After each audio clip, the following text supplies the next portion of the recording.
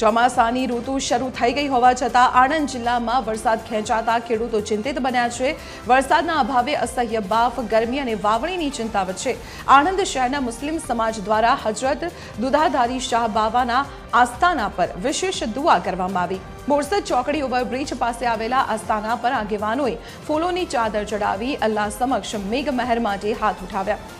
દુઆમાં સમગ્ર જિલ્લાને સારો વરસાદ મળે, ખેડૂતોના ખેતરો હરિયાળા બને તેમજ પશુ પક્ષીઓને સમગ્ર સૃષ્ટિને અસહ્ય ગરમીમાંથી રાહત મળે તેવી ખાસ પ્રાર્થના કરવામાં આવી। बारिश के लिए दुआ के लिए आए। अल्लाह के मुख्तरब बंदे की दुआ जल्दी कबूल होती है, इसीलिए अल्लाह के बंदों के पास हम पर वली कामिल करामती वली जो आनंद के जिन्हें कहलाते हैं, उनके आस्थाने पर हमने हाजिरी दी और सरकार से दुआ की अल्लाह के दरबार में दुआ करें ताकि अल्लाह ताला रहमत की बारिश हो जाए। જે જૂન મહિના સ્ટાર્ટમાં ચાલુ થાય છે, વરસાદ બિલકુલ ખેંચાઈ ગયો છે, તેના લીધે પબ્લિક બી હેરાન છે, પશુ પક્ષી હેરાન છે અને વરસાદના ગરમીનો પારો બી બહુ છે અને વરસાદ ખેંચાઈ જવાના લીધે અમે દરગાહ પર દુધાસારી દરગાહ પર જલાલી બાપુને લઈને એમના જોડે દુઆ કરાવવા આવ્યા છે।